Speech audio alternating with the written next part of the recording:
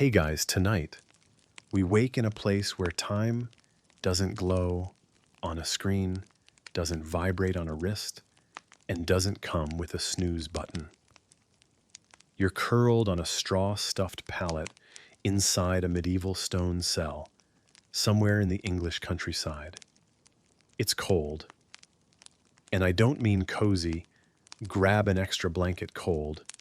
I mean your breath fogs into tiny clouds each time you exhale.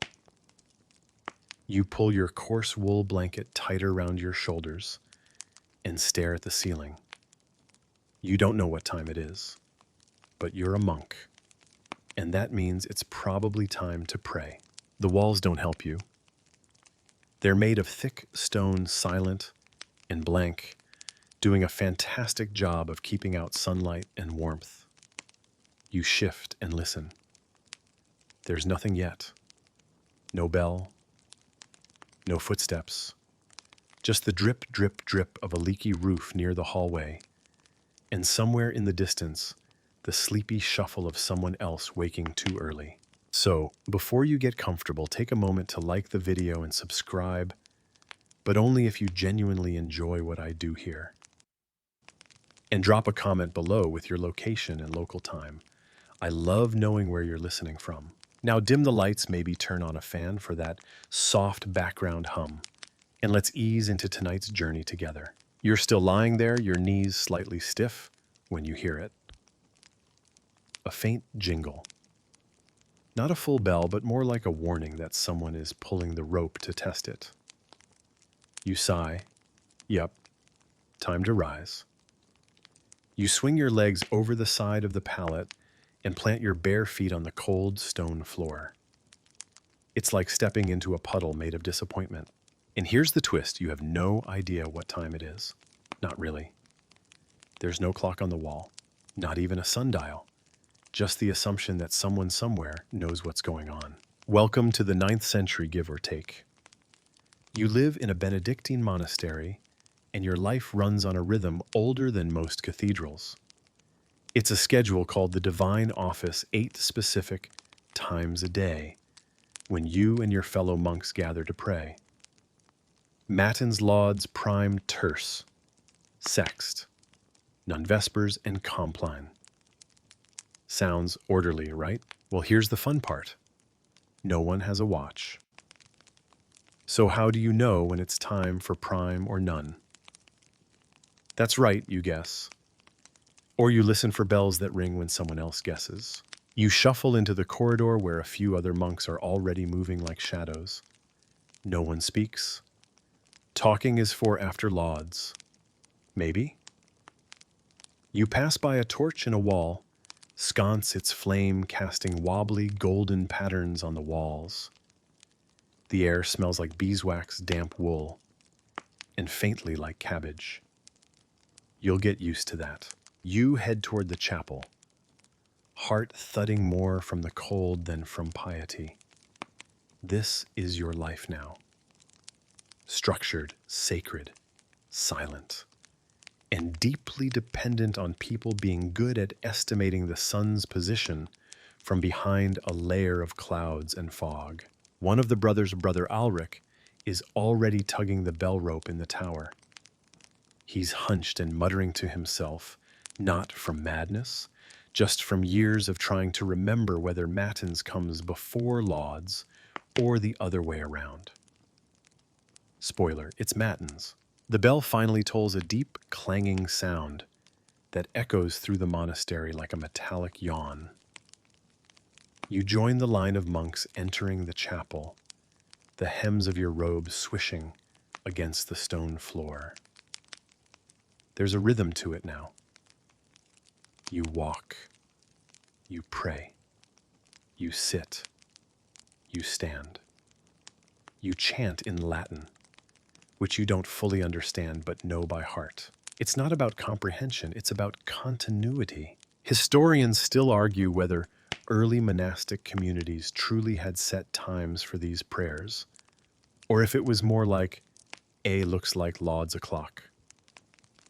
The rule of Saint Benedict prescribed the order, yes, but it left plenty of wiggle room for cloudy days, confused monks, and eventually creative solutions.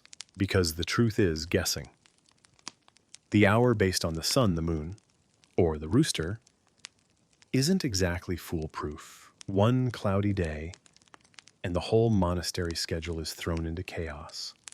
One overeager rooster, and you're singing matins at midnight. One sleepy bell ringer, and well, you probably won't survive this spiritually. So the monks began experimenting.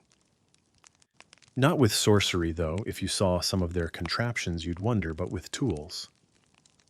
They started watching candles, measuring drips of wax, counting sand in hourglasses. One even tried tying knots in a rope and measuring how long it took water to drip across them. It didn't end well. Soggy rope everywhere. But in this moment, before any of that, you're still just moving through darkness, one foot in front of the other. You're not thinking about clocks or inventions, or even the future. You're thinking about your toes, which have gone numb, and about how long until breakfast, and about whether Brother Ulrich remembered to pull the rope hard enough this time. Soon, you'll return to your cell. You'll sit on your wooden stool and stare at your copy of the Psalms, hand-copied, each page smudged with ink and devotion. You'll lose track of time again because there's no clock ticking to remind you. Just the sound of quills scratching parchment, and maybe the creak of wood as someone shifts in their seat. And through it all, time moves. Quietly. Without announcement, without permission, and without an alarm clock. Yet, you trudge back through the hallway after morning prayer, still yawning behind your sleeve like a teenager at a lecture. Except, you're not a teenager. You're Brother Marcus, age 37, chronically sleep-deprived and mildly addicted to barley soup. The sun still isn't up. The chapel was lit by oil lamps and the dim flicker of holy conviction. But now you're heading back to your cell in pitch darkness again. Which brings us to your next challenge. Telling time in a place with no sunlight, no clocks, and no coffee. You pass a corner where a single stubby candle glows atop a wooden stand. It's one of the monastery's timekeepers. Sort of. Not really, but close enough. This, dear listener, is your introduction to the candle clock. It's not a clock in the way modern folks understand it. It's more like a waxy hope with a timeline.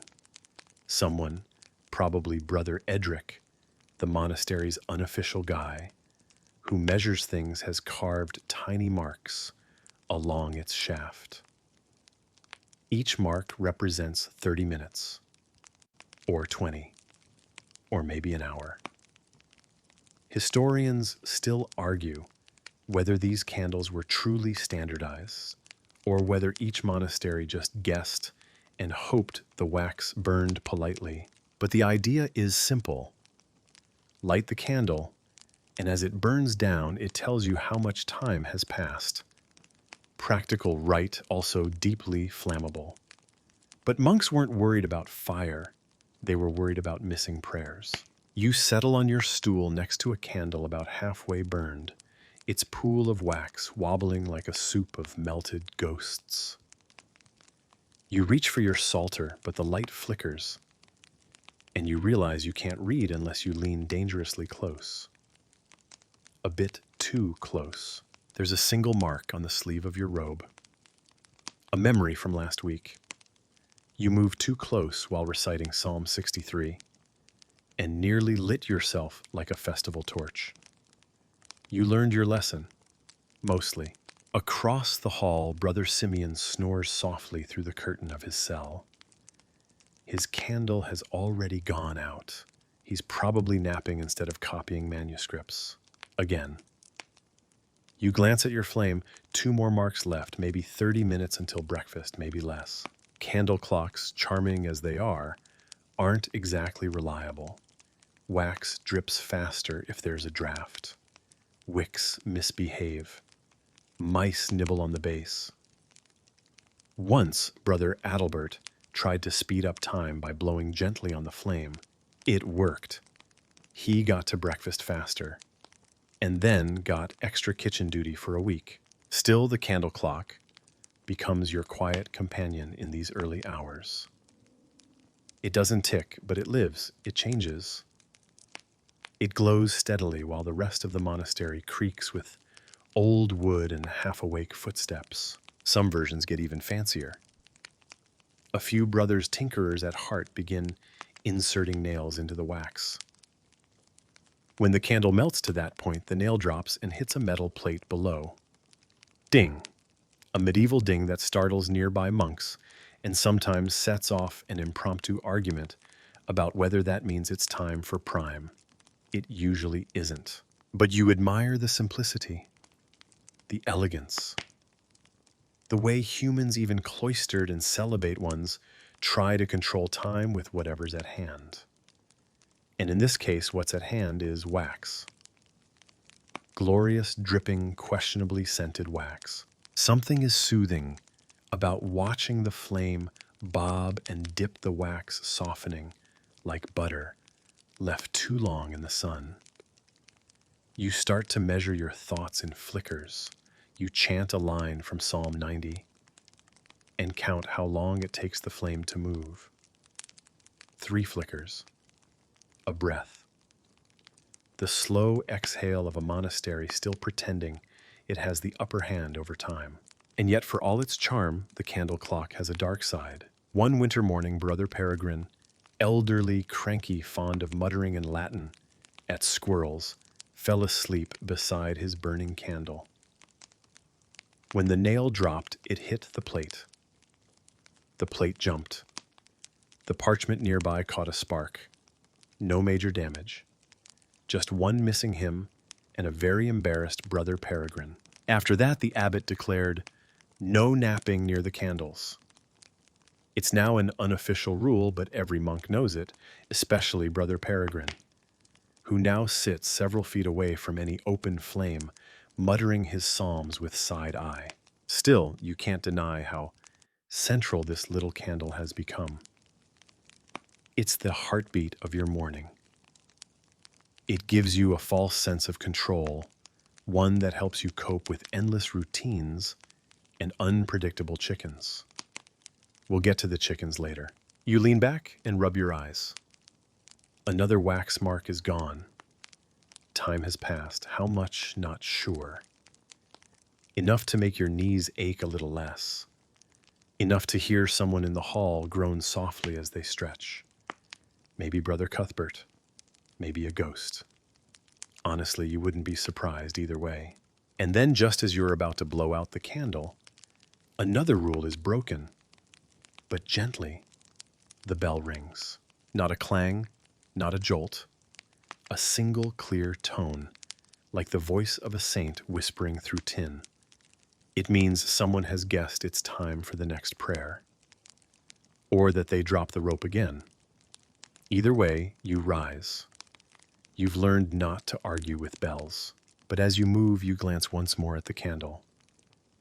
It's nearly gone now. A stub of flickering rebellion against the darkness. And you wonder just briefly if maybe, just maybe, there's a better way to keep time. You step into the cloister yard wrapped tight in your wool habit against the morning chill and find yourself staring at the sky like a particularly devout weather vane. Is it dawn yet? Is it almost dawn? Or has someone somewhere miscounted the stars? There's no sun. No rooster crowing, just the soft clunk of sandals on worn stone and the low thrum of monks trying to pretend they're fully awake. You join them half walking, half sleep drifting toward the chapel and realize something important. No one knows what time it is. This, dear listener, is the daily gamble of life in a medieval monastery before proper clocks arrived. You're expected to show up on time for matins, the first of 8 canonical hours.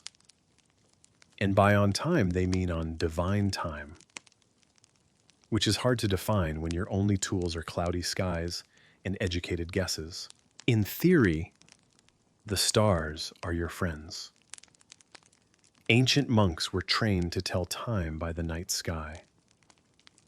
Orion's belt, a celestial wristwatch, the North Star, a glowing compass, but in practice you're surrounded by fog. And Brother Odric insists that Venus looks suspiciously like Jupiter this morning. Some monks try using their gut. Feels like matins they'll mumble, rubbing their stomachs like spiritual meteorologists. Others check how stiff their knees are, a system known as limb-based timekeeping. Still others rely on the rooster. Ah, yes, the rooster. Or as you call him, Saint Reginald the Unreliable. Technically, he's just a rooster. Brown feathers, beady eyes, a comb that flops dramatically left like a French poet's beret. But at some point, someone noticed that he crowed around the same time every morning, and the monastery decided to make him their biological alarm clock. Spoiler, it was a mistake. Saint Reginald crows when he wants to. Sometimes at dawn, sometimes at midnight. Once during the midday meal, causing Brother Ambrose to spill his lentil soup in holy panic. The rooster does not care for human schedules. He walks the cloister like he owns it, strutting past praying monks with the smug authority of a sleep-deprived toddler. You've even seen him climb onto the altar once. The abbot pretended not to notice. Everyone else prayed harder. Yet still the monks persist in listening for his call. Each morning you and your brothers lean out the windows of your stone cell's ears, tilted like curious gargoyles. Did he crow? Was that him or just Brother Bernard snoring through his nose again? It's chaos, gentle chaos, but chaos nonetheless. Which is why on days like this, someone lights a candle. Someone else whispers that maybe it's time. And a third monk rings the bell, half guessing, half hoping the others agree. Historians still argue whether medieval monks were genuinely on time or simply good at convincing each other they were. There's no consensus. But there is a long-standing suspicion that at least half of the prayers were started 10 minutes early just to be safe.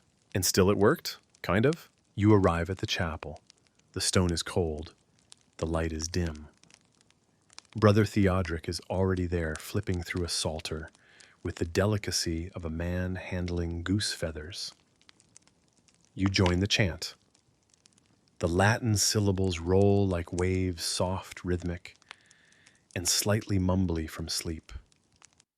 You miss a few lines, so does everyone else. It's fine. God knows your heart and your sleep schedule. You glance toward the altar. No Saint Reginald this time. Just shadows, flickering candles, and the faintest blue glow on the horizon.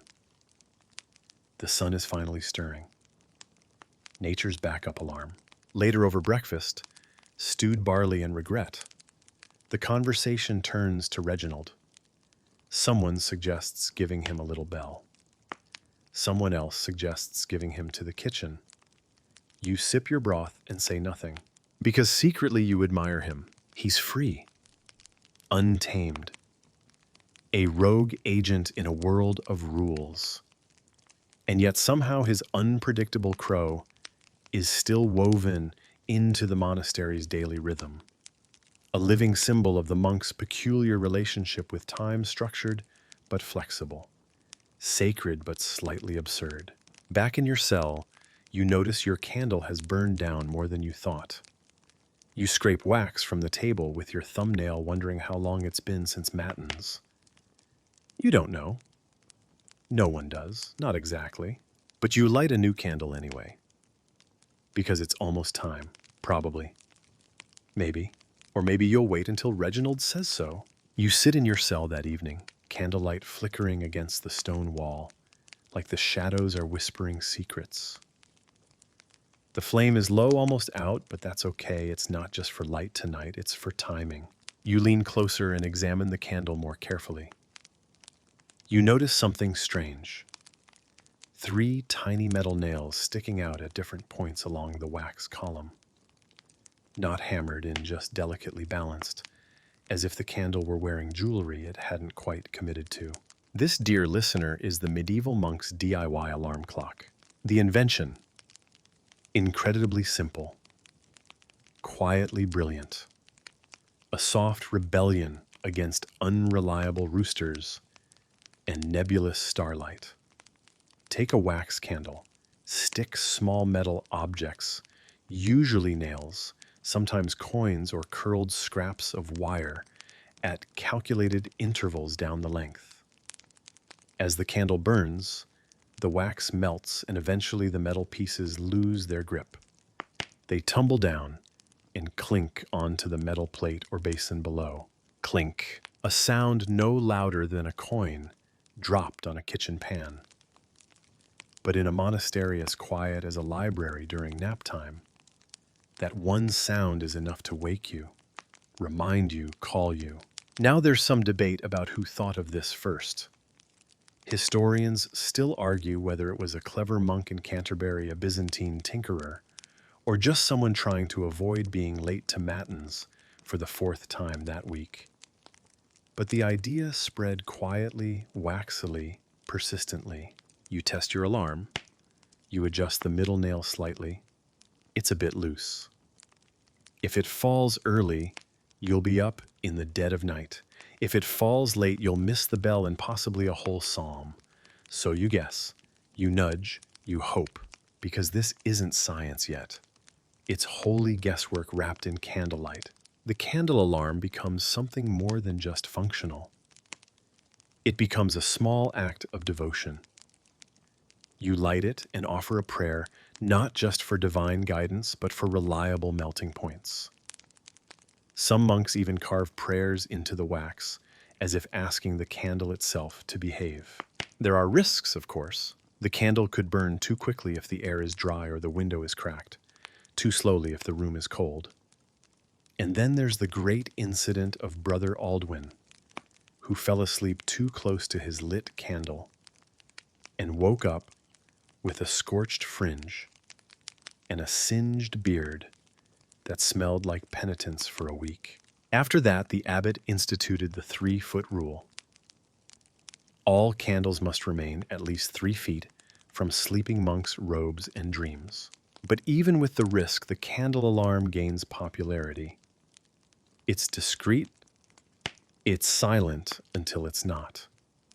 It gives you some control over your time. In a world that demands obedience to bells rung by others, you hear the clink, the tiny, perfect clink of the bottom nail hitting your pan. It's time. You rise, not with the panic of being jolted awake by a rooster scream, but with the soft, dignified shuffle of someone guided by warm wax and quiet design. You smile. You almost feel clever, which in the monastery is as dangerous as feeling proud. Outside your cell, you pass Brother Theodoric, who gives you a knowing nod. His candle burned just before yours. He's already dressed his psalter tucked under one arm, a tiny curl of soot on his nose from leaning too close. You walk together to the chapel, both guided by the inventions you've quietly customized in your cells. You don't speak, but you feel the timing of yours, his, and the candles all aligning. In the distance, St. Reginald crows. 5 minutes late. You step into the cloister courtyard and stretch a little, your robe rustling like parchment in the dawn breeze. A few other monks shuffle around with similar looks of half-woken devotion. But one figure stands out, not just because he's running, but because he's being chased by a goose. Brother Hildebrand bolts across the cobbled path, sandals flapping arms, waving, as a large, irritated goose honks after him, like it's late for its own vespers. A few of the older monks pretend not to notice. But you can't help it. You're wide awake now, both from the chill air and the absurdity. This all began, as many strange monastic tales do, with a noble idea. Hildebrand, a novice with more enthusiasm than wisdom, had grown increasingly frustrated with the unreliability of the morning rooster. The cloister's one aging cockerel, Sir Pexwell unofficially, had developed a charming but problematic habit of sleeping in, or worse, crowing at wildly inappropriate hours. Once he'd woken the entire dormitory at midnight, only to nestle back down smugly. So Hildebrand thought, what if, instead of relying on an inconsiderate bird, he trained another? And thus began the Goose Project. The plan was simple. Acquire a goose an early riser, naturally aggressive, and according to Hildebrand's questionable reasoning, more emotionally invested in honking than chickens are in crowing. He tied a string from the goose's leg to the bell pull that rang for lauds the early morning prayer. Theoretically, the goose would wake up, stretch, and by moving its foot gently tug the bell cord. Historians still argue whether this counts as the first recorded attempt at animal-assisted timekeeping, or just medieval desperation. Either way, the result was chaos. On the first morning, the goose did indeed move, but not gently. It panicked. The bell rang wildly. Several monks thought it was a fire drill, though no one knew what a fire drill was. Someone slipped on wet flagstones. Brother Matthew tried to perform an exorcism on the goose mid-honk. The goose, entirely unbothered, proceeded to chase Hildebrand for the rest of the day. Despite the mayhem, the experiment continued for a while. Hildebrand was nothing if not persistent. He adjusted the string, tried feeding the goose chamomile the night before, and even built a tiny, nest-shaped enclosure to make the creature more compliant. Nothing worked. One morning, the goose rang the bell at 2:00 a.m., another not at all. And once it rang the bell twice in a row and then sat on the rope. But the strangest part, the goose seemed to enjoy it. It strutted proudly after each performance, feathers fluffed, as if it had understood the assignment and given it artistic flair. The monks began calling it Sister Honoria, despite it being very much not a nun, or for that matter, female. Eventually, the abbot intervened. Not because of the noise, not even because of the chaos, but because a visiting bishop tripped over the goose string and fell face first into a bucket of pickled beets. It was hard to explain. It was even harder to launder. So, the Goose Project was quietly retired. Hildebrand was reassigned to manuscript illumination, less chance of avian retaliation there. The goose, however, remained. Unleashed, unbothered, and unrepentant, it continued to roam the monastery grounds like a feathered auditor of punctuality. You watch it now, still glaring at Hildebrand from across the yard. He bows slightly in apology. The goose honks once meaningfully. You glance up at the sky. The stars have faded, but the sun isn't quite up yet. If not for your candle alarm, you might have slept through this little comedy entirely. But instead, you got a front row seat to one of the monastery's lesser-known traditions, experimental chaos cloaked in piety. You and the other monks line up silently at the chapel door. Hildebrand joins you, still brushing feathers off his robe. Somewhere in the garden, the rooster finally crows. 15 minutes late, again. You shuffle into the scriptorum, rubbing sleep from your eyes and dodging a monk who somehow managed to spill an entire pot of ink before sunrise. The scent of parchment and musty straw mixes with the faint odor of singed candlewick. It's comforting in the way only repetition can be. Everyone is a little bleary except for Brother Edwin, who looks wide-eyed and strangely focused, suspiciously so. You sit at your usual desk where an hourglass rests beside your quill and ink. Not the fancy kind with brass caps and crystal clear glass. This one looks like it's been through a war. Its wooden frame is chipped, and the sand inside has a faint pinkish hue. Because someone, Edwin, again once tried to color code the time with crushed berries. It didn't work. Now the whole timer smells vaguely of fruit preserves and regret. Today you're scheduled to copy out a passage from the Psalms.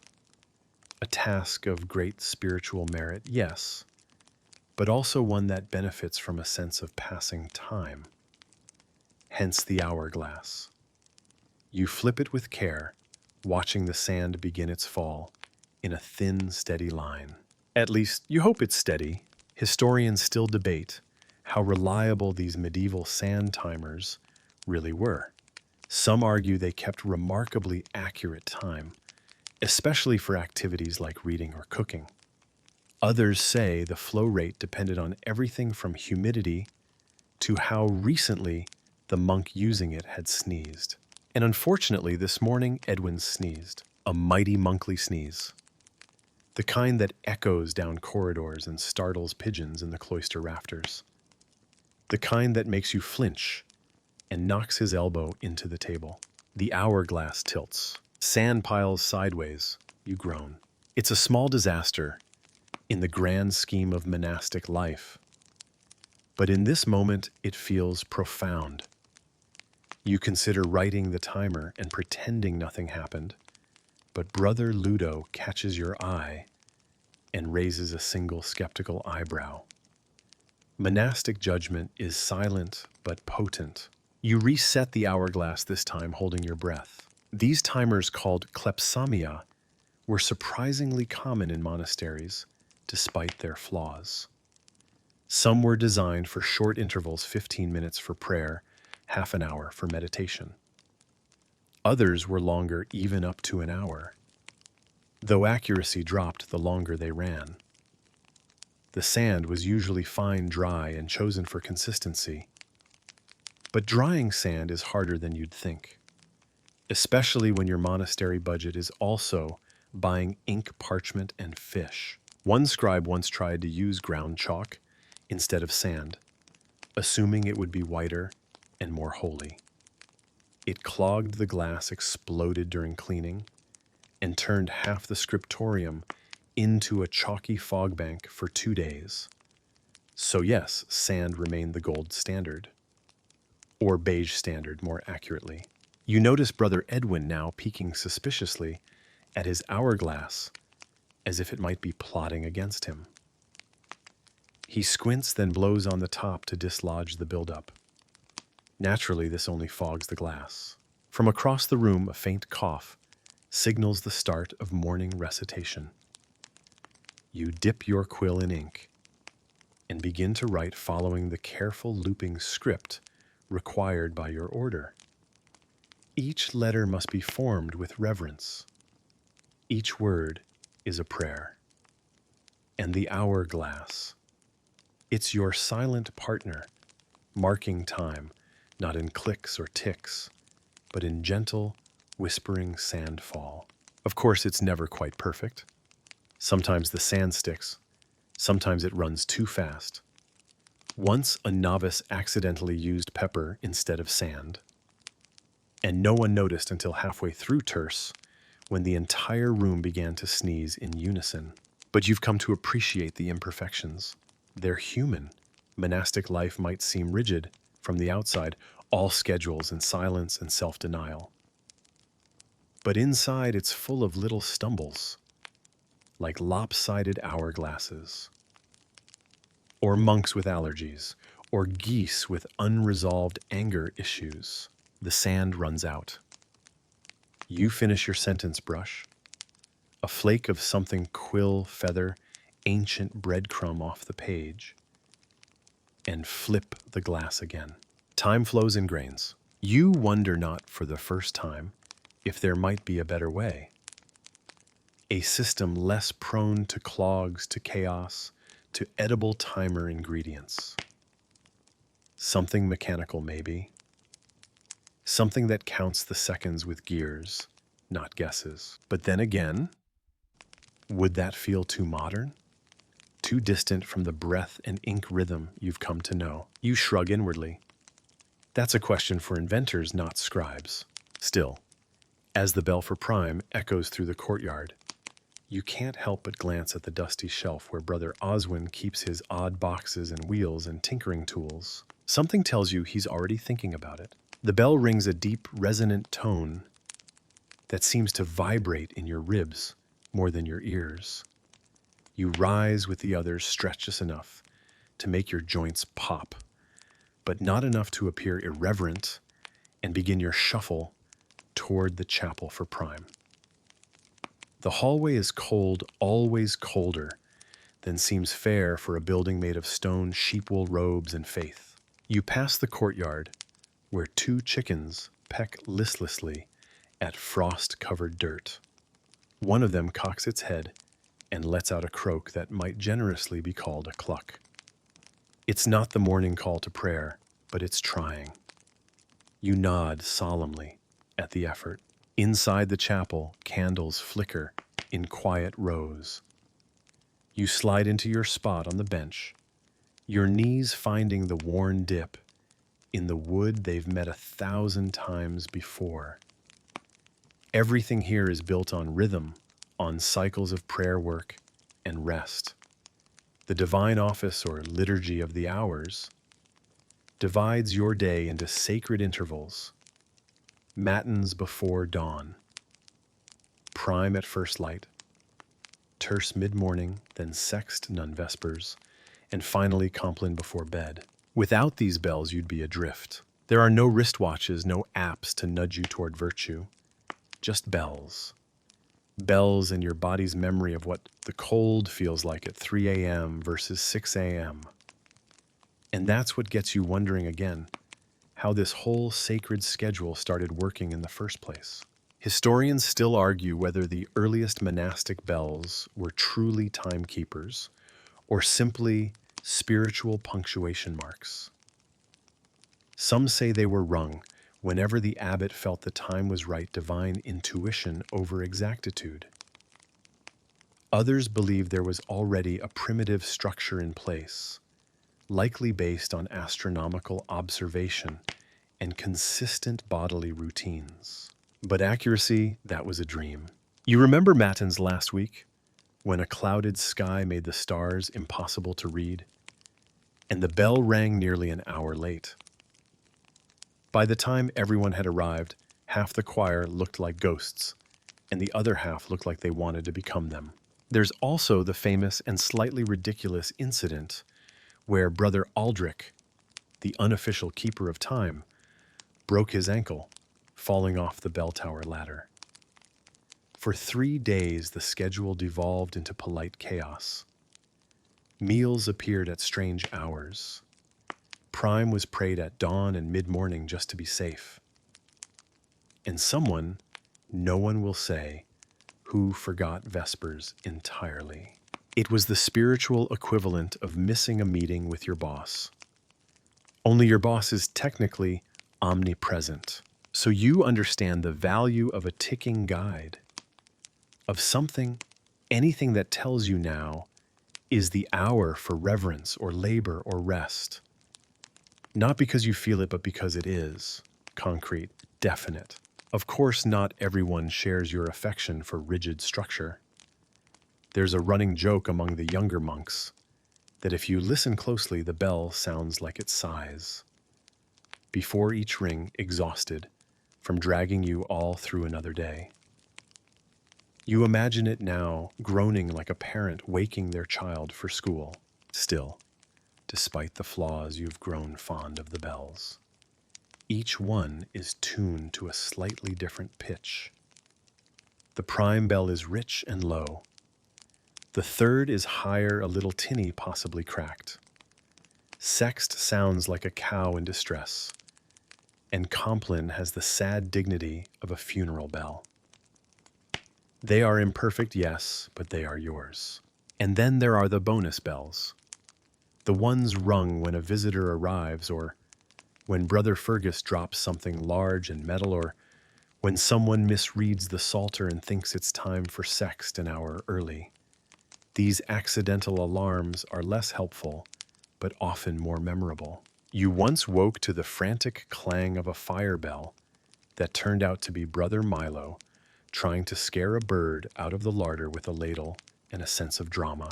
You're jolted back from memory by the present the bell has stopped. The psalms begin.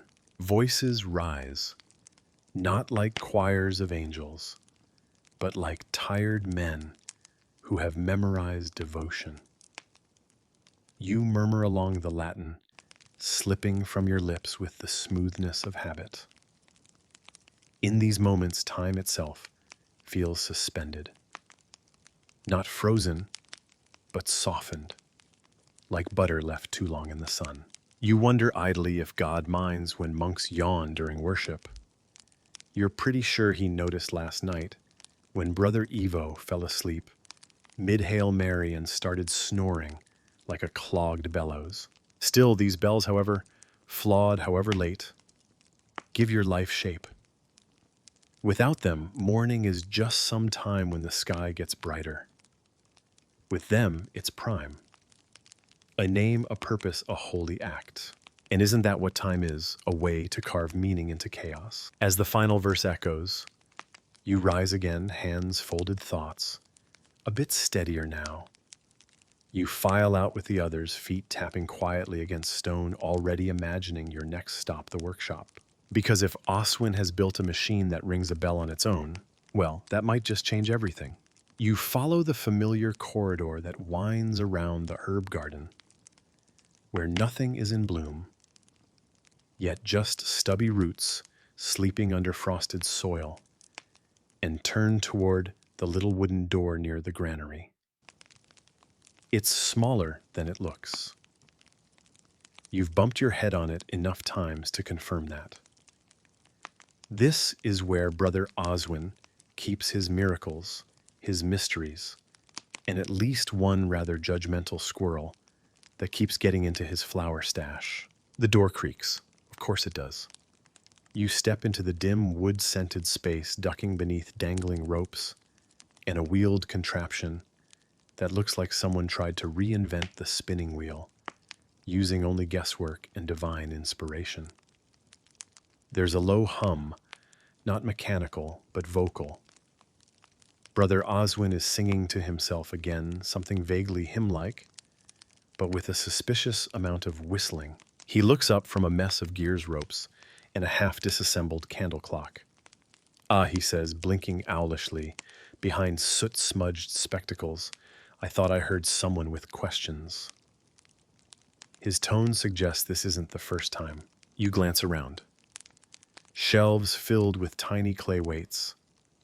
A sketch nailed to the wall shows what appears to be a rooster operating a pulley. A half-melted beeswax block with nails stuck in at regular intervals. The entire room smells of grease-old bread and genius held together by sheer monastic stubbornness. Oswin gestures to his latest project, a massive wheel wrapped with ropes and counterweights. This, he says proudly, is going to ring prime all by itself. You blink. "I call it the pulley-oriented interval regulator. POIR for short," he adds. Not a great name, but it sounds holy if you say it slowly. The wheel is connected to a complex series of levers and pins, all timed to drop weights at certain intervals. The idea, he explains, is that as gravity pulls, one weight down the wheel rotates, lifting another weight, which eventually pulls a bell rope ringing it without human hands. It's part miracle, part gamble. Historians still argue whether such early devices should truly be called clocks. Some believe they were more like timers able to perform a simple action after a delay, but lacking the complexity of later escapement-driven timepieces. Others insist these innovations were the first logical steps toward automation precursors to the mechanical revolution that would arrive centuries later. But right now, all you know is it moves. Oswin grabs a ladder, adjusts a small metal peg, and steps back. A weight falls with a soft clunk. A gear turns just once. And then slowly, so slowly, you're not sure it's happening, the bell rope twitches, then again, then rings. Not loudly, not musically, but undeniably a ring, and you grin. Because for the first time in memory, a bell has rung without anyone climbing a tower, lighting a candle, or guessing what time it feels like. You should have seen Brother Theobald's face, Oswin says, with a chuckle polishing a gear with his sleeve. Said it was unnatural. Said we were playing God. Said I should confess to the abbot before lightning struck the barn. You arch an eyebrow. Well, Oswin concedes it did strike, but not the barn, just Brother Milo's walking stick. He's fine now, mostly. Outside, a breeze nudges the herb garden. The light through the workshop window is shifting warmer now, filtered through grime and possibility. You sit with Oswin a while longer, watching him adjust. Things tighten ropes, make the device tick in slightly straighter rhythms. It still hiccups, jumps forward, jerks to a halt, or sometimes rings entirely too early, startling the chickens into hysterics. But it's getting better. What you're witnessing isn't just mechanics, it's intention. It's the idea that time doesn't have to be felt or guessed or begged from the sky. It can be measured, predicted, built. Of course, Oswin's invention is not perfect. The gears catch.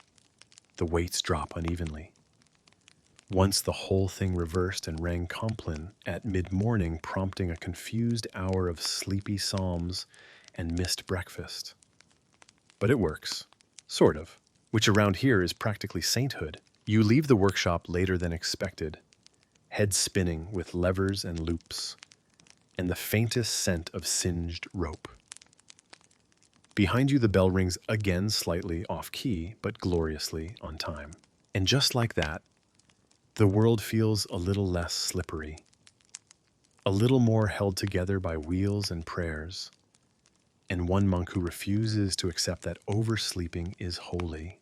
You're still thinking about Brother Oswin's invention when you trudge past the scriptorum, where ink-stained fingers scratch out illuminated verses with the calm patience of saints or men with no access to social media. The bell had rung. Not perfectly, not musically, but on its own. And now, for the first time, the monastery is collectively unsure whether to be amazed or suspicious. By late morning, the entire cloister buzzes with quiet, robed tension. A few monks mutter as they pass. Some shake their heads in disapproval. One swears softly into his soup. But Oswin is unfazed. He's doubled down. You catch sight of him in the central courtyard later that day, wheeling out what looks like a wooden barrel with ropes dangling from every corner. You think it might be a siege weapon. It isn't. It's the latest iteration of his mechanical bell system, now featuring counterweights, a rotating drum, and what appears to be the lever mechanism from a spinning wheel. Brother Theobald stands nearby, arms crossed so tightly, you're surprised circulation still occurs. He watches as Oswin tugs a rope and sets the barrel creaking to life. A bell dings. Theobald flinches.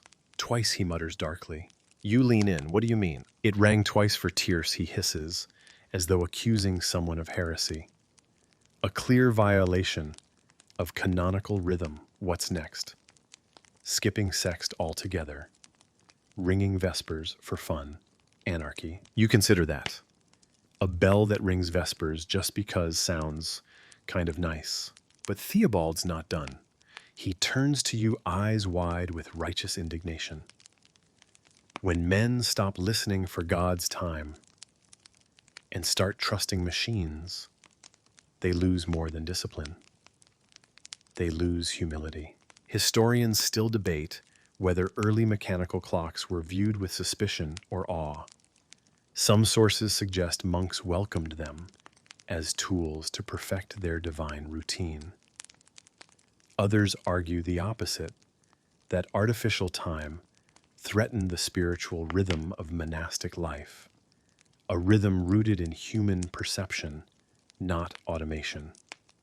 The truth, as usual, is probably somewhere between gears and gut feelings. Oswin, meanwhile, is now demonstrating how a delayed release candle weight can ring a smaller inner bell before the main chime like a divine snooze button.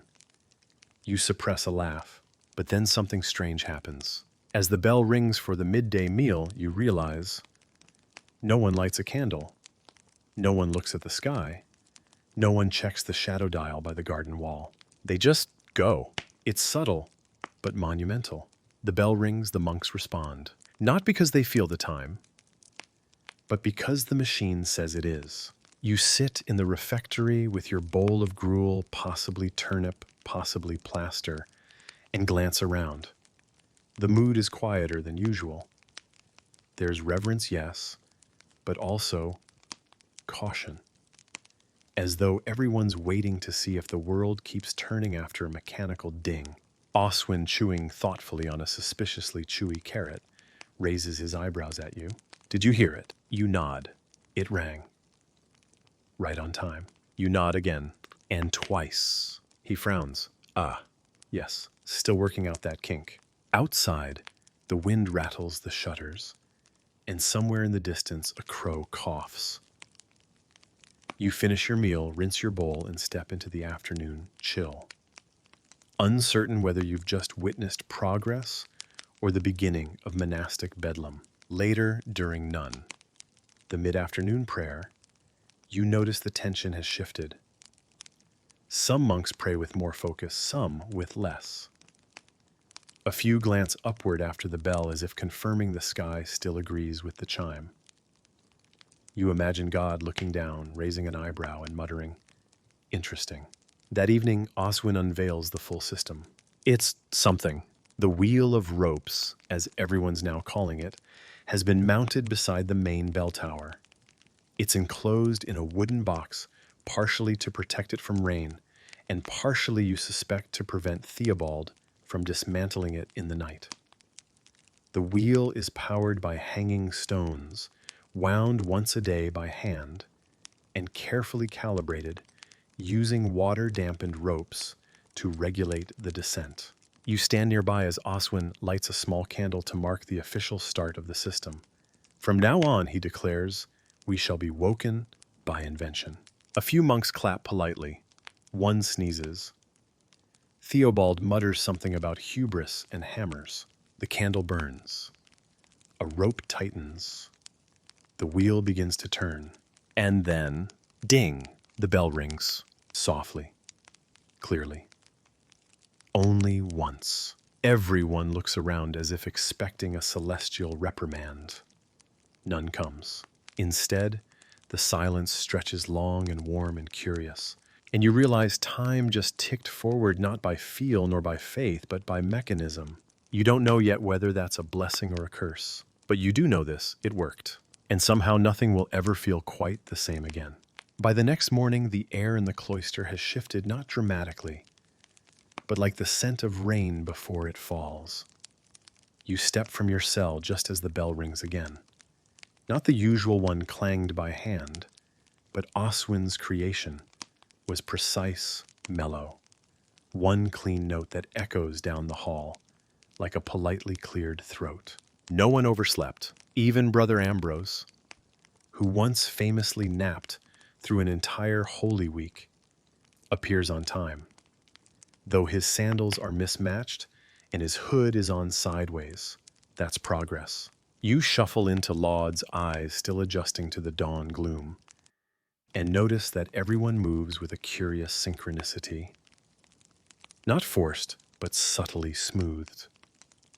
It's as though the bell hasn't just marked time, but gently shaped it. Then it happens. The bell rings again. A second time. slightly higher in pitch, a bit off tempo. The room freezes mid-chant. A few monks glance around like someone just burped during Mass. Brother Theobald stiffens so sharply that he creaks. Oswin in the back row winces audibly. That's when the whispers begin. Twice. Did it mean something? Was it wrong? You suppress a chuckle. Somewhere you imagine a university debate centuries later. Was the double dinging a mechanical error or a theological metaphor? Historians still argue whether these early misreadings were treated as glitches or signs. Some claim monks feared them as omens. Others believed it was the Holy Spirit tweaking the gears. Either way, that second chime rattled more than eardrums. During breakfast, still porridge, still suspiciously beige, you overhear a heated discussion at the elder table. Theobald insists the clock is undermining tradition. The rule says 7 times a day, we shall pray, he says, jabbing a wooden spoon. It does not say, whenever the machine pleases. Oswin counters with a shrug. The rule also says not to be late. This ensures that. Someone mutters unless it chimes twice. Even you have to admit the second ring felt odd. Like the clock wasn't just marking time, but making it.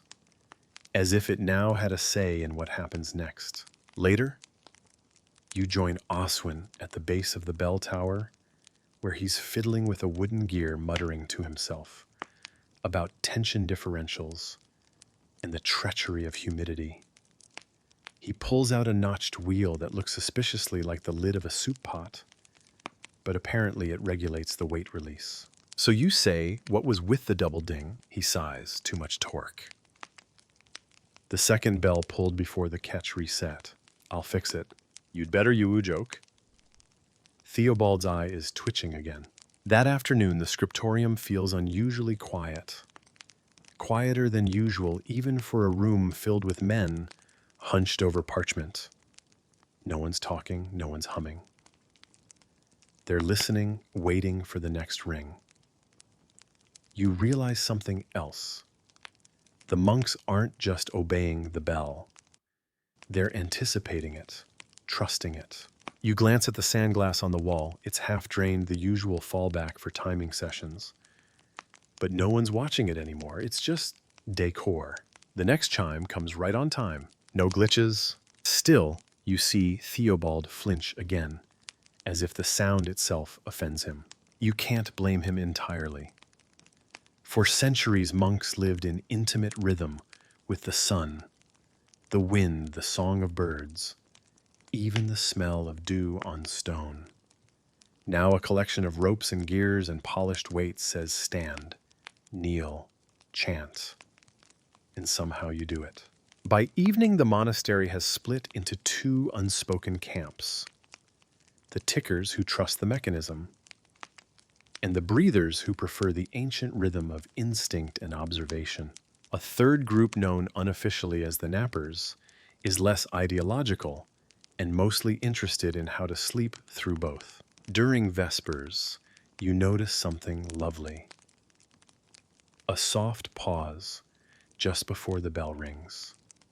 Like a breath. It's brief, subtle, but real.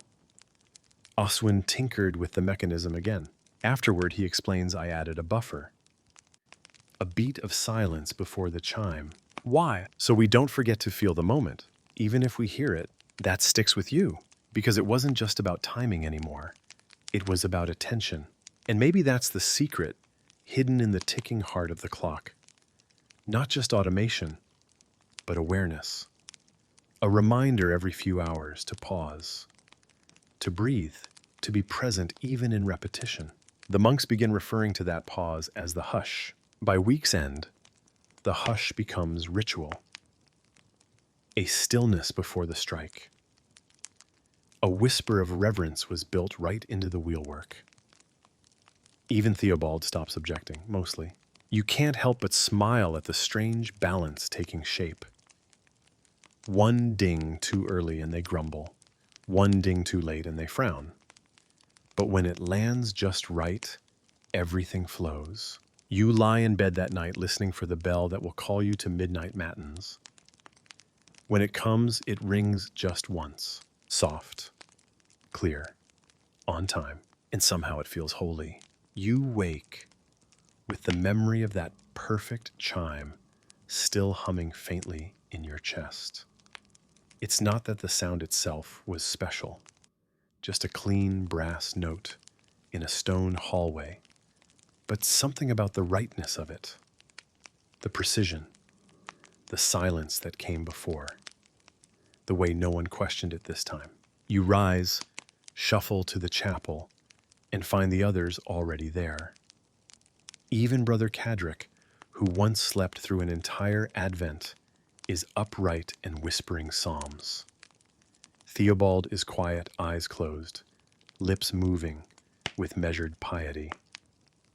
Oswin, of course, is last to arrive, smudged with oil and looking half asleep but content. And now you begin to notice something else. The bell is no longer just announcing prayer. It's regulating everything. Not officially, of course. The rule of Saint Benedict still governs the hours, but the bell has started to creep into unexpected corners of monastic life, places it was never meant to go. You first notice it in the scriptorum. One of the brothers, let's call him Brother Martin, is copying a passage from the Gospel of Luke. His handwriting, once fluid and inconsistent, now occurs in rigid bursts. You watch closely. He writes for exactly 45 minutes, then stops, stretches, and returns always with the bell. Even pen dipping is affected.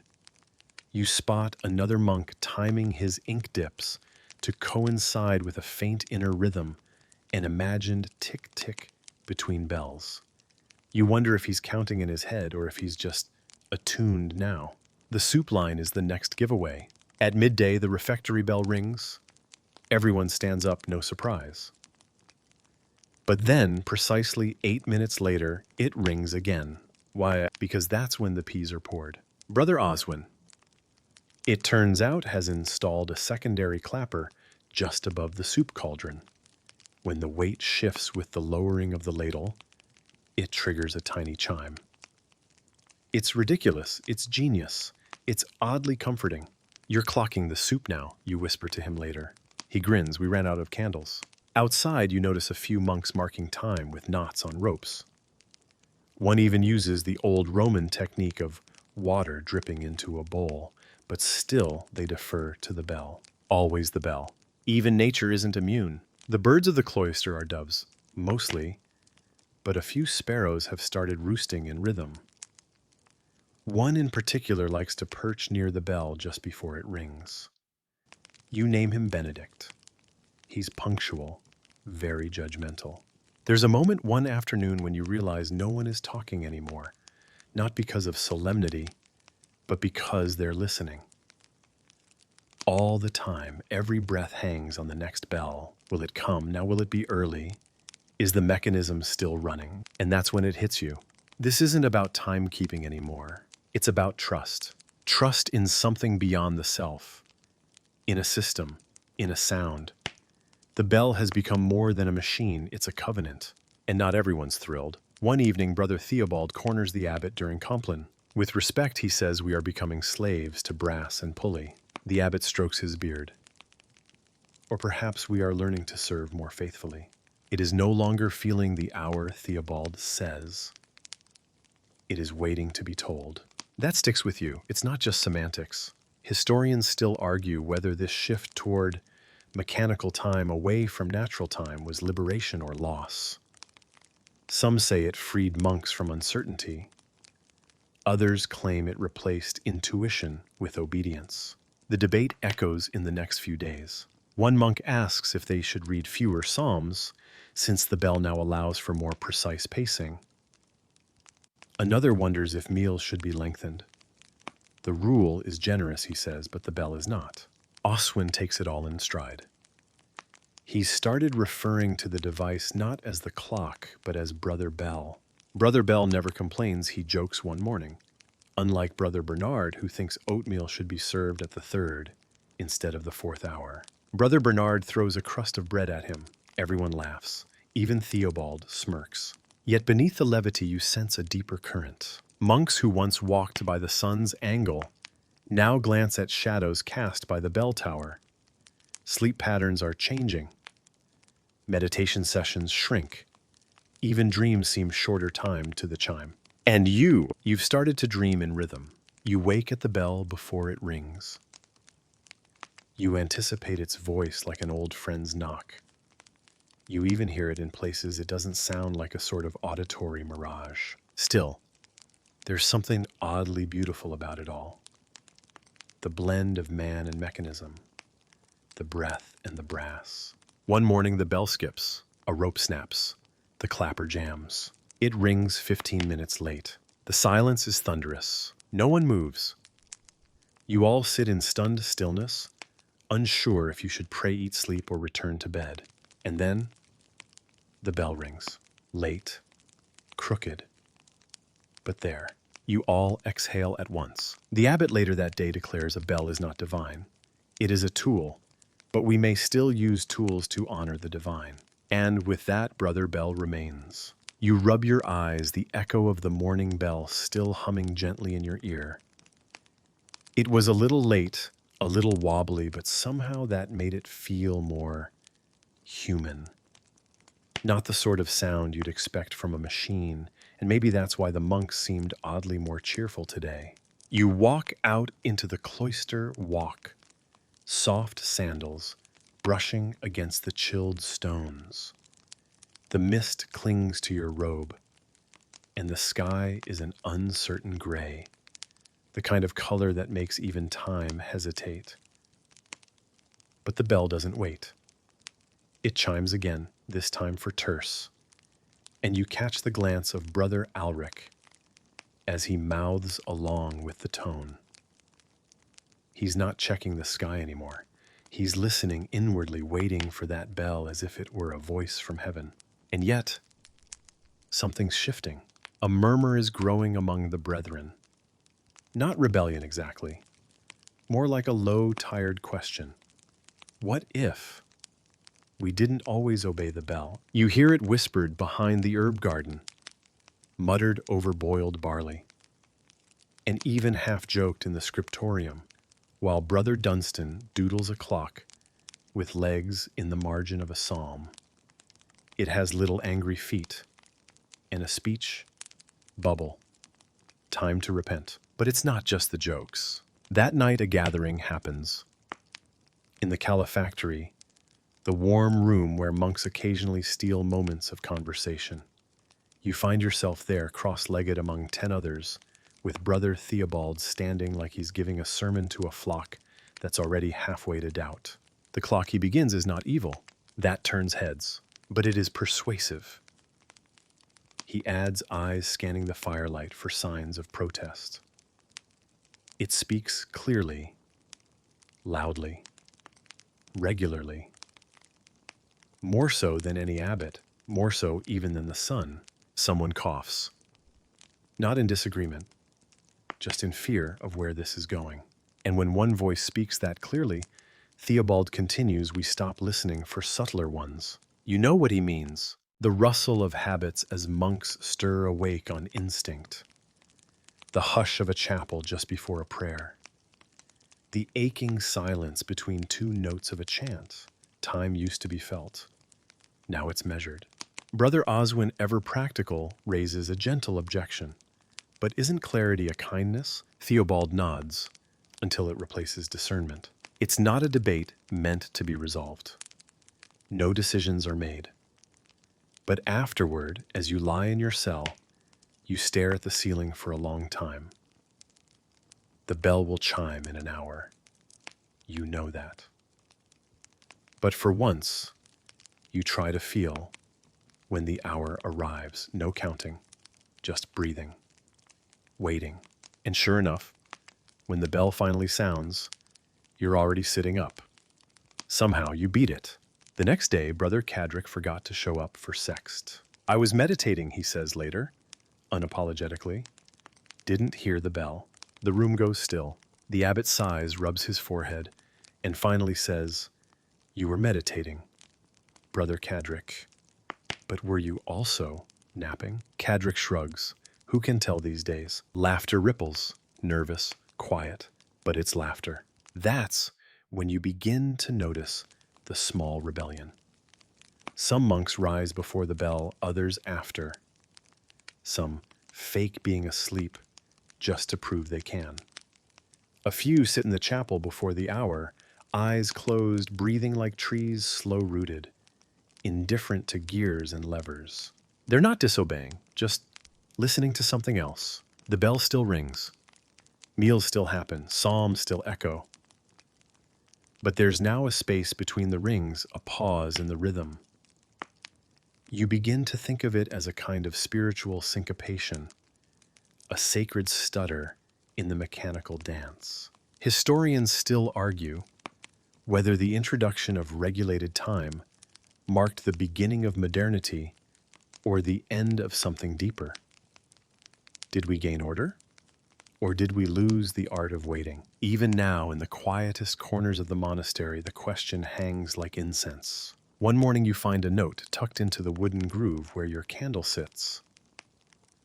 It's written in Brother Oswin's scratchy Latin, and it reads, "Time is a circle, bells are a line, but breath is a wave." You don't entirely understand it, but you fold the note and keep it anyway. Later that week, a novice forgets to wind the clock mechanism. You all wake up late, but no one panics. You gather for prayers in silence, the usual bell absent. And somehow the chant begins anyway. One voice, then another, then yours.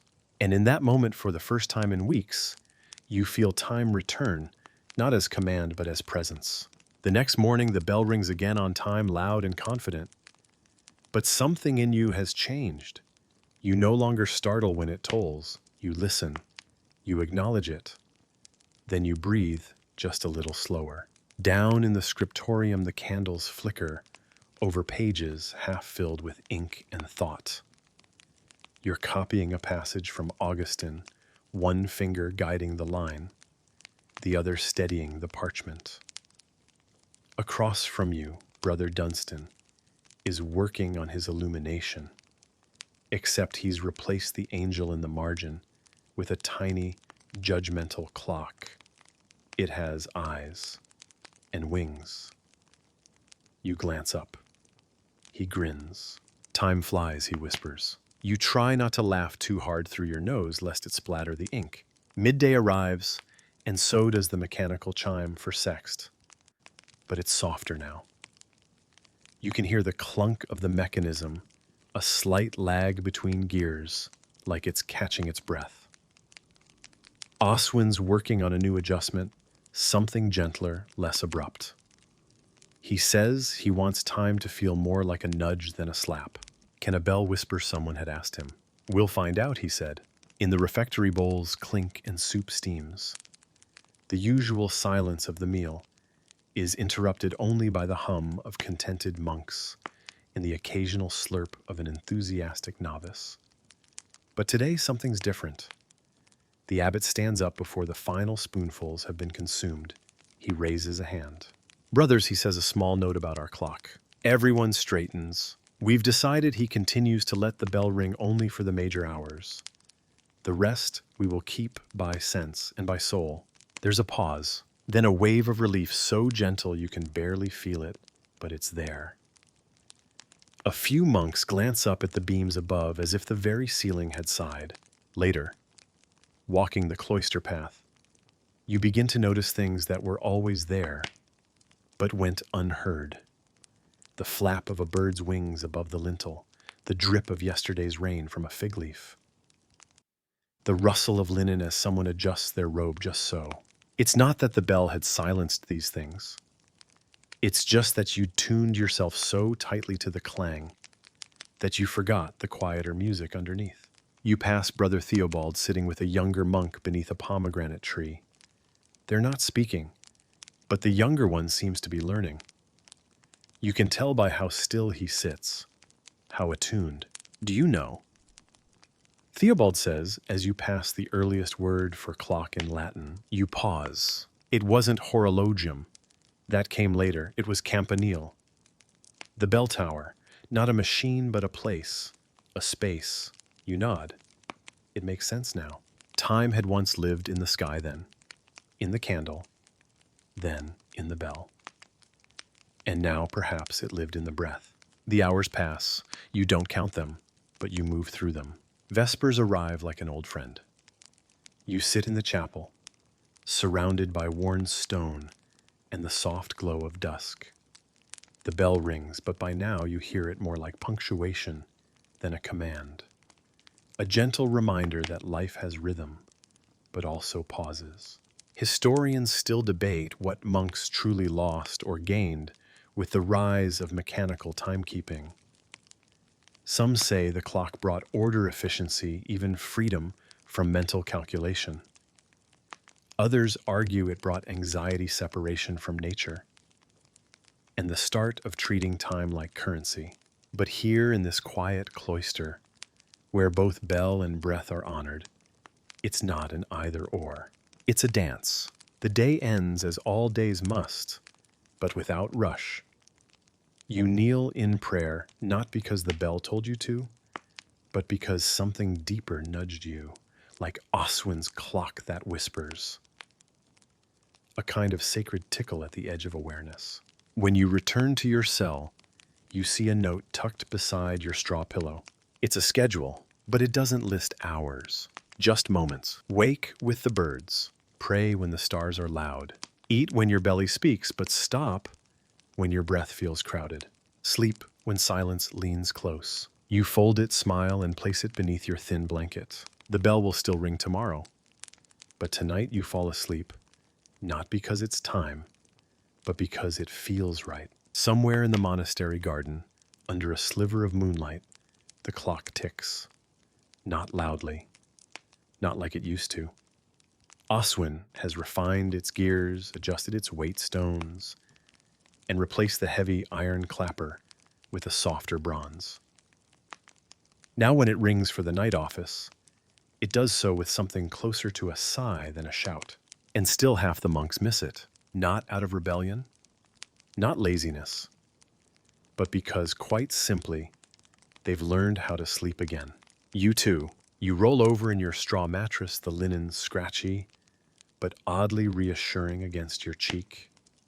In the hallway, a novice tiptoes with a lantern.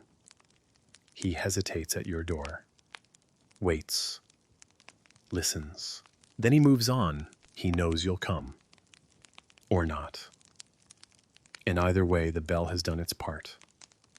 The rest is between you and whatever rhythm rocks your soul tonight. When you do rise, it's not because of the bell. It's because of a dream, a soft chant, a flicker of candlelight, the smell of beeswax and damp stone. You stretch, yawn, and somewhere in the quiet you smile.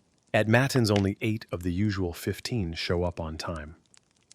The rest filter in robes, crooked eyes, bleary, some still clutching blankets. And no one gets scolded, because in the weeks since Oswin's whisper bell debuted, something unexpected has settled over the monastery mercy. Brother Hildebrand, yes. The goose trainer arrives last, his hair standing like a halo of static. He bows to the abbot and mouths, "Sorry." The abbot blinks twice, then whispers back, "Don't be." After prayers, the monks linger. Some sip barley tea. Some sit silently, just existing. There's a new rule unspoken, but understood, that no one speaks of time before sunrise. That's soul time now, not scheduled time. Still, there are challenges. Yesterday, the kitchen ran late and no one stirred the soup. It scorched. Brother Theobald declared the burnt layer a flavor of divine chastisement. Everyone laughed, even the abbot. That evening, Oswin tried something new. He adjusted the gears to ring a chime, not at a fixed hour, but at random intervals based on humidity and heat. He called it the weather bell. It rang during sext, then again 6 minutes later, then not at all for the rest of the day. "I think it's sentient," Oswin said a bit too gleefully. "Some monks think it's brilliant. Others say it's confusing. Historians still argue whether this counts as innovation or slow collapse. But in the cloister, things feel softer, less brittle, less beholden. A few monks begin keeping time in stranger ways. One named Brother Allen ties a strip of wool to a beetle and watches how long it takes to crawl from one end of his windowsill to the other. Another Sister Evelyn uses the cooling rate of her tea to judge time. 3 sips and a whisper, she calls it. One evening, the abbot gathers everyone in the chapter room. He reads aloud a passage from Ecclesiastes, "To everything there is a season."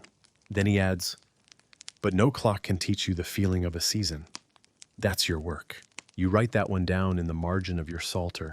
Later, by candlelight, you watch the gears of the clock tick behind a glass plate Oswin has installed for educational purposes," he said. "You see the escapement click, the weights descend, the little hammer rises. And you understand something new. The machine isn't the enemy. It's the tempo that matters, not how it ticks. But how do you listen? Tonight, as the bell hums softly for Compline, you close your book without rushing the last word. You let it linger. You let yourself linger. And when you lie down, the clock ticks on. But you don't hear it, because now time is inside you. The bell rings, but this time it's not Oswin's bell. It's older, heavier, louder than you remember. It rings without warning, sharp, clear, insistent. You sit upright in bed, startled. Around you, other monks stumble out of their cells. Footsteps echo in the stone hallway, sandals slapping hastily against flagstones. You peek out your door and catch the wide eyes of a novice muttering, "It's not time yet." No one knows why it rang. In the chapel, candles are hurriedly lit. Pages flutter. The psalter opened to the wrong spot. The abbot arrives last robes. Twisted hair uncombed, a sight so rare it might qualify as a miracle or a mistake. The source of the chaos. The mechanical bell. It rang matins an hour early, or maybe 2. No one's sure. The mechanism stands in the corner like a smug little beast. Oswin is already halfway inside it, wrench in hand, muttering something about spring tension and humidity drift. You watch the gears twitch as he adjusts them, his forehead beaded with sweat. Someone whispers, "Maybe it's possessed." Someone else offers, "Maybe it's divine judgment." Historians still argue whether this early ringing incident happened once repeatedly or even at all. But one thing's for certain, it changed everything. Because it proved the clock could fail. Not just slow down or jam, but lie. The scandal spreads faster than pea soup at Lent. Some monks demand a return to the old ways. Others defend the machine, saying it simply needs more calibration. Theobald, ever the time's skeptic, leads a minor procession around the cloister chanting, "Time belongs to God, not gears." The abbot calls an emergency meeting. You attend, still half dreaming, with your robe on, inside out. After hours of whispered debate and clacking rosary beads, they issue an edict. The clock may stay, but it must never be trusted alone again. From now on, a monk must always verify their signal. Just like in the old days, someone must still look to the stars, feel the silence, smell the dawn. It's a compromise, or perhaps a reconciliation. The days that follow are strange and quiet. A new kind of rhythm emerges. You'll hear the bell ring, and then you'll hear it again 5 minutes later, softer, from a human voice. Time for sext. Someone calls gently down the hall. You rise not at the clang, but at the call. Some monks begin pairing the bell with breath. They inhale on the toll, exhale on the echo. It becomes a kind of meditation. You try it once, then again, then every day. It works. Still, Oswin fusses. He stays up late, fine-tuning the gears, whispering sweet nothings to the pendulum. You meant well, he tells it. You just got ahead of yourself. Meanwhile, Brother Hildebrand has started training a new animal, this time not a goose, a tortoise. The plan a slow but dependable footwalker to nudge him awake. You ask why? He shrugs. Because no one ever rushes when following a tortoise. You think about that. That night you skipped prayers, not out of rebellion, but to lie beneath the stars. You trace constellations the way monks once did, searching not for hours, but for peace. And as the bell rings again on time this time, you close your eyes and breathe. Tick. Breathe in. Tock. Breathe out. You are elbow deep in lentil stew when it happens again. This time it's not early, it's late. Way late. The bell's silence has stretched on so long that even the squirrels in the courtyard look confused. You glance up at the sundial outside, squinting. It's already nudging past none. The chapel should have been echoing with prayer half an hour ago. Instead, it's dead quiet, except for the faint burble of Brother Hildebrand's turtle dragging a leaf. Oswin bursts into the kitchen, cloak flying, hair frizzed by panic and humidity. It jammed, he gasps. Right in the middle of the Easter vigil, you raise an eyebrow. That's the most sacred time in the monastic calendar. If there was ever a moment to avoid mechanical failure, this was it. You drop your spoon. In the chapel, confusion reigns. Candles half lit, hymns half sung. One poor monk is still reciting from the wrong page, convinced he's in last week's readings. The bell sits silent in the tower above like a sulking child. Oswin climbs up with a tool belt and righteous fury. The culprit, a nesting mouse. It chewed through the linen weight cord. The little thief even dragged one of the smaller gears into its burrow. There's an impromptu trial. The mouse is convicted in absentia, the cord is rewound, and the clock lurches back to life, 39 minutes late and 12 psalms behind. Historians still debate whether the mouse incident was symbolic, accidental, or apocryphal. Some say it represents divine intervention. Others claim it just highlights how monks had way too much time to tell time. Either way, it changes things. Again, a new round of arguments emerges. Some monks call for more machines, better bells, backup systems, and automated chant triggers. Others shake their heads, muttering that it's all one gear away from madness. The abbot, with bags under his eyes and what might be lentils on his sleeve, calls for balance. Let the clock guide us, he says, but not rule us. The compromise this time, a buddy system. Every clock is paired with a monk. One to turn gears, one to turn pages, one to listen to the ticking, one to listen to the wind. You're paired with Brother Matthias, who insists on checking the bell against the sound of birdsong every morning. He claims blackbirds are more accurate than bronze. You think he might be right. Over time, trust in the bell returns, but never fully. Monks begin carrying their markers, sun lines on walls, string knots on sleeves, even candle stubs tied to rosaries. Each monk becomes a little walking clock. Oswin, for his part, doesn't give up. He redesigns the weight cord with mouse-proof bronze threading. He adds a second hammer to the bell just in case. Then a third. Then a muffler, because bells don't need to yell to be heard. His masterpiece. A small auxiliary clock in the scriptorum. It doesn't chime, it clicks, quietly, gently, like a heartbeat in wood. You love it, because some days the big bell is too much.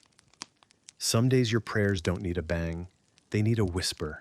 And sometimes when you're alone with the parchment and ink your quill, tapping out the syllables of a copied psalm, that little click becomes your closest companion.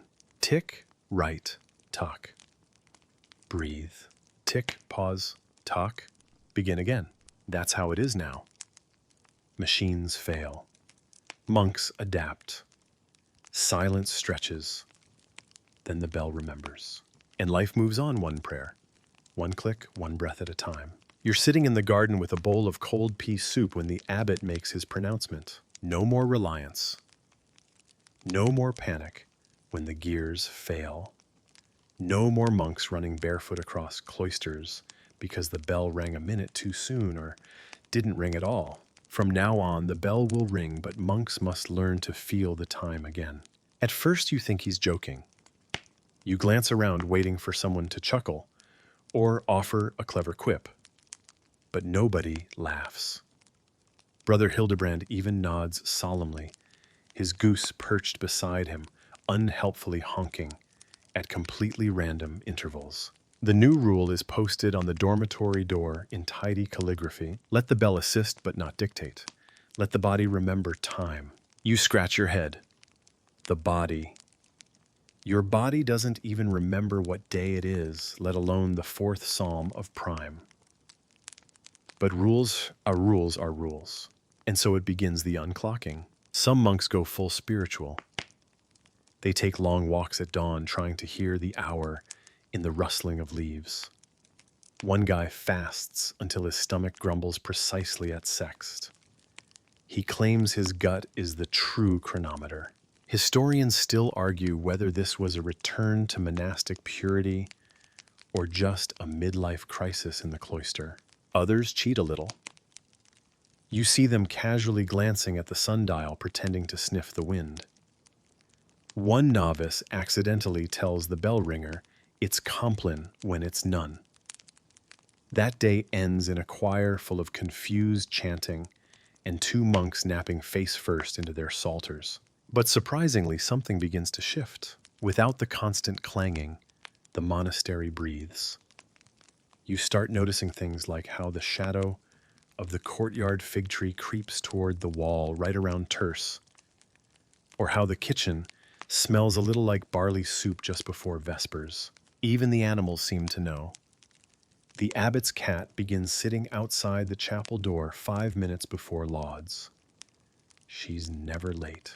Of course the bell is still there, still ticking, still chiming. But it feels softer now. Less like a command and more like a reminder. Brother Oswin, ever the tinkerer, adjusts the mechanism. He dials back the tension so the bell doesn't clang. It hums.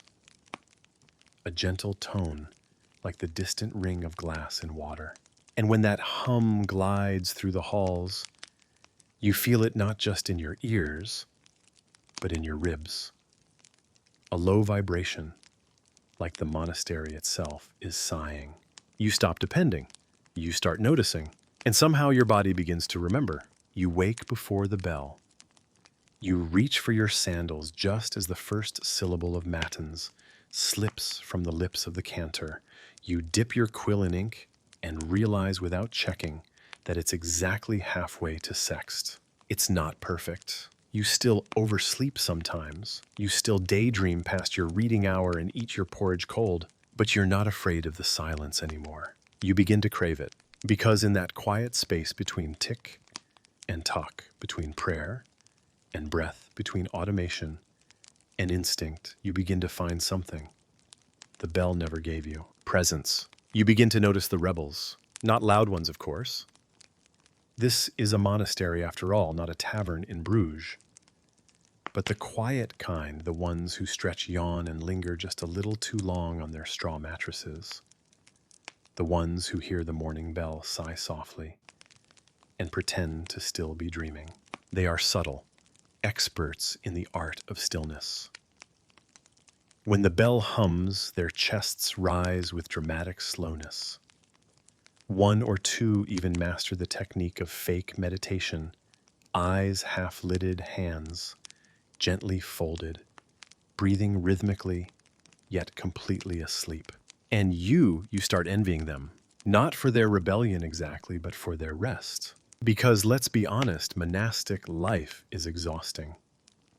Waking up before sunrise, chanting in Latin, on an empty stomach, scraping parchment until your fingers cramp, only to return to prayer again before your ink even dries. So when Brother Edric begins whispering about the second sleep, your ears perk up.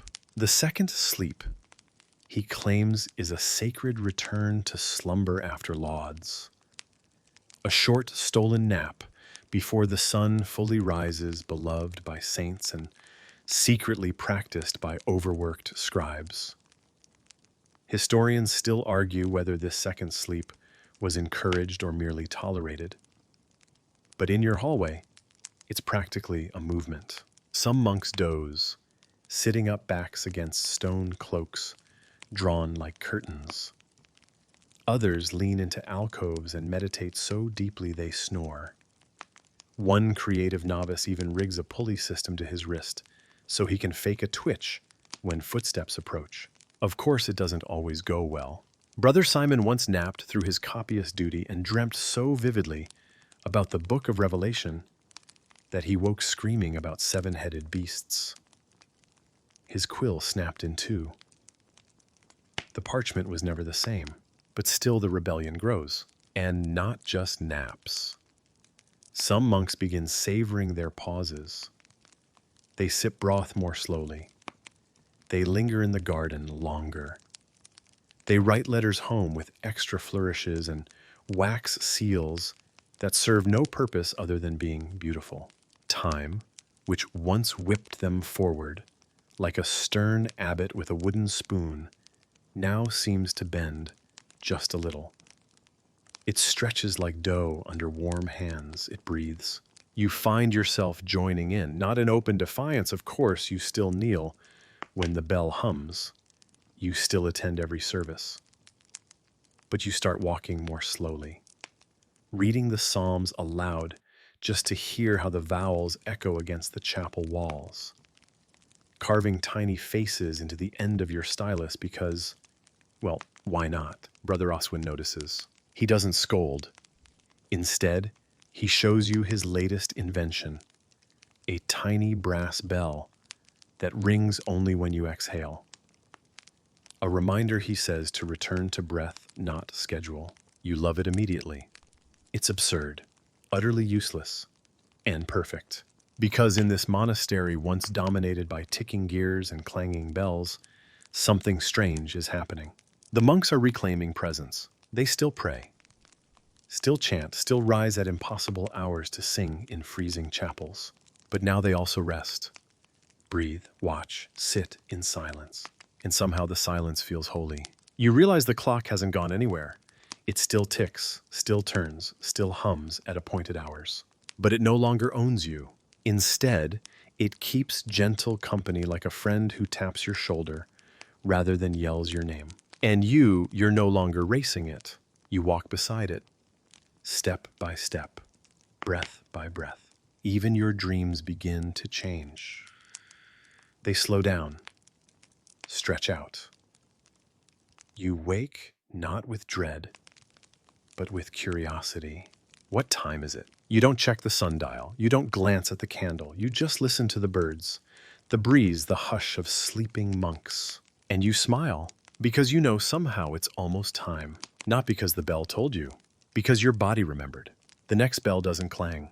It hums softly, like a cat's purr or a cello string warming in the dark.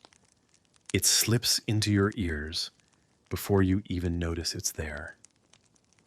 A low, even vibration that doesn't jolt you upright, but gently nudges you back to yourself. You blink, stretch, and realize you're already awake. Oswin has done it again.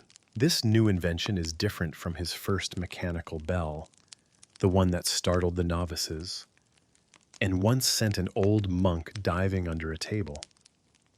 No, this one isn't about alerting. It's about inviting. It's called the murmurer. Not officially, of course, but everyone calls it that, even the abbot who pretends to frown at the nickname while secretly humming its tune under his breath. The murmurer works like a lute. Oswin strung a thin strip of gut across a hollow wooden casing, wound it with a brass gear, and let time itself pluck the note every quarter hour. It doesn't ring, it resonates. And people listen differently. They don't rush anymore. When the murmurer sounds, monks pause their writing. Mid-letter, their spoons mid-scoop their prayers mid-word, not because they're told to, but because they want to. Even the birds in this cloister garden seem to be quiet when it hums, though that may be your imagination, or Oswin's smugness leaking into your brain. There's a curious shift in the monastery. Tasks take the same amount of time, but feel shorter. Silence stretches longer, but feels lighter. Historians still debate whether such soundscapes affected monastic productivity. Some say the murmurer led to laziness. Others argue it helped monks reach a deeper spiritual rhythm, closer to the divine breath than the rigid tick of a machine. You find yourself humming with it, not always consciously, but your breath syncs with its pace. Your footsteps fall into rhythm. Your thoughts slow to its lull. The bell that once demanded your presence now joins you. One morning you catch Brother Thomas painting miniature vines along the margin of a psalter page. He glances up and whispers, "The bell told me to." You both laugh, but neither of you is joking. Elsewhere, Oswin's ideas take root. The infirmary now uses a smaller murmurer to time herbal steeps, its sound kinder than an hourglass clunk. The cook installs one in the bakery, claiming it makes bread rise better. A theory no one challenges because the bread is genuinely fluffier. Even the library gets one set to chime only when someone forgets to return a scroll. It's very passive-aggressive, but oddly effective. In time, visiting monks begin asking questions. Where's that sound coming from? Is that music? Why does it feel like my chest just untied a knot? Oswin beams. He's already building the new version 1 with different tones for morning, midday, and night. Not louder, he says, just wiser. And you begin to dream of bells. Not alarm bells, not fire bells, not the clanging chaos of cathedral towers, but soft ones, kind ones. Bells that breathe when you breathe, that move when you move. The kind that don't make you obedient. They make you aware, and you realize something strange. You're not afraid of time anymore. Not trying to outrun it, not trying to master it. Just listening, because now time doesn't shout. It whispers, and when it does, you listen. And so here you are, back in the cloister walk, where ivy fingers gently tap the stone walls, and the air carries a trace of beeswax and old parchment. You've walked these halls for what feels like lifetimes, first bleary-eyed and barefoot, later curious, then frustrated, then something else. Now you're simply present. It's lauds, or maybe prime. You're not sure. And for the first time, it doesn't matter. The bell hasn't rung yet, but you already know when to move. Not because of a sound, but because of the silence that comes just before it. You close the wooden door to your cell, walk through the early light like it's warm water, and meet Brother Thomas again near the refectory. He smiles, but doesn't speak. You both know the rhythm now. You've been living it. In the scriptorum, the candles are already lit. The ink sits patiently in its little pot, waiting not for the bell, but for your breath to settle. You dip your quill. The parchment sighs beneath your touch. And then, without warning, the murmurer begins. Not loud, never loud, but full. It sings not of time's tyranny, but of its companionship.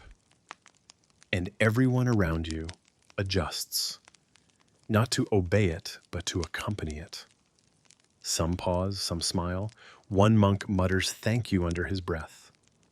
Another crosses himself with a grin. You notice how the bell doesn't interrupt anymore. It integrates. It's no longer a command, it's a conversation. Historians still argue whether this harmony between machine and spirit ever truly lasted. Some say it was lost with the rise of factory whistles.